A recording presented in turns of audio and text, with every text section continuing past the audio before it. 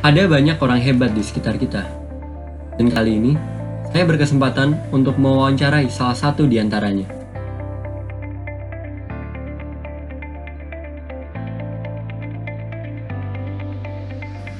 Ini adalah cerita tentang Ibu Andari Harnito. Di saat berusia muda, beliau mencita-citakan dua hal. Cita-cita Bu Andari adalah lulus S2 dari Amerika, kemudian kerja di perusahaan Amerika. Itu aja udah, cita-cita itu sesimpel itu. Dan cita-cita tersebut pada akhirnya dapat terrealisasikan. Setelah lulus dari IPB, beliau melanjutkan studinya di Washington University, Amerika Serikat. Dan tak lama setelah lulus, beliau mendapatkan pekerjaan di P&G, yang notabene merupakan perusahaan asal Amerika. Pada titik ini, apa yang dicita-citakannya telah terwujud. Namun, perjalanan masih panjang. Beliau menceritakan bahwa salah satu keunggulan P&G adalah training sistemnya, di mana staf yang lebih senior didorong untuk membimbing juniornya dalam keterampilan teknis dan budaya korporasi. Beliau sempat menjadi trainer, dan beliau mendeskripsikan bahwa pengalaman beliau mengajar juniornya merupakan sesuatu yang menyenangkan. Kesempatan untuk mengajar juga datang dari kampus yang merupakan alma maternya. Beliau mengajar sebagai dosen tamu di IPB. Beliau juga diundang oleh teman lamanya untuk bekerja sebagai part-time lecturer di STIA Supra. Lembaga pendidikan tersebut adalah apa yang sekarang kita kenal dengan sebutan Kalbis Institute. Ini merupakan titik peralihan dari karir beliau yang awalnya bersifat manajemen, yang kemudian berpindah ke dalam dunia akademik, di mana beliau dapat menyalurkan passion-nya dalam bidang akademik. Saya sendiri merasa yang in banget gitu, itu memang di bidang akademik gitu. Selama itu di bidang akademik, saya merasa bagaikan ikan di air. Di saat mengarungi samudera akademik, beliau menunjukkan kemampuannya dalam membangun sistem pendidikan yang baik di tempat beliau mengajar. Hal inilah yang membuat karir beliau di dunia pendidikan semakin melejit.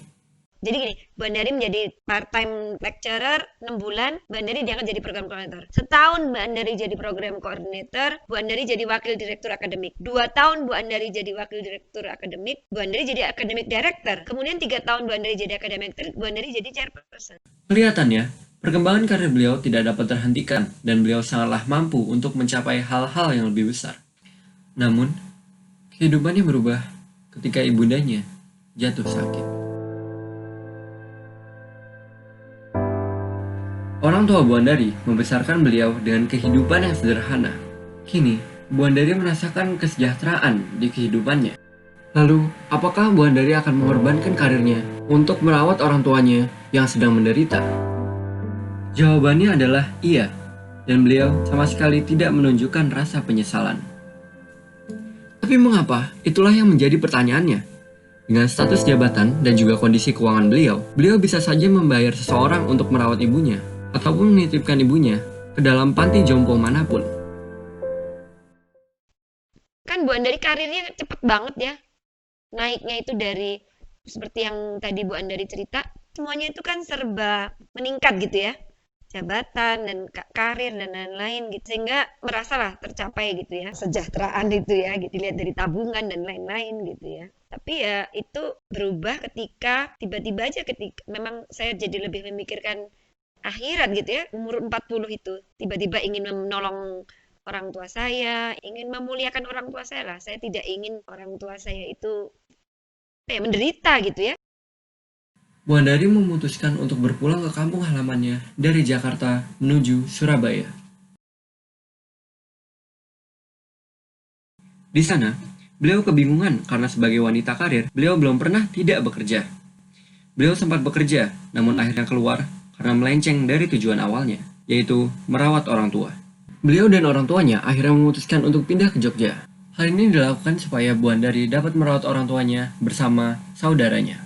Di Jogja inilah beliau akan mengenal tentang Yayasan Bias. Sembari merawat orang tuanya di Jogja, beliau juga mencari guru mengaji.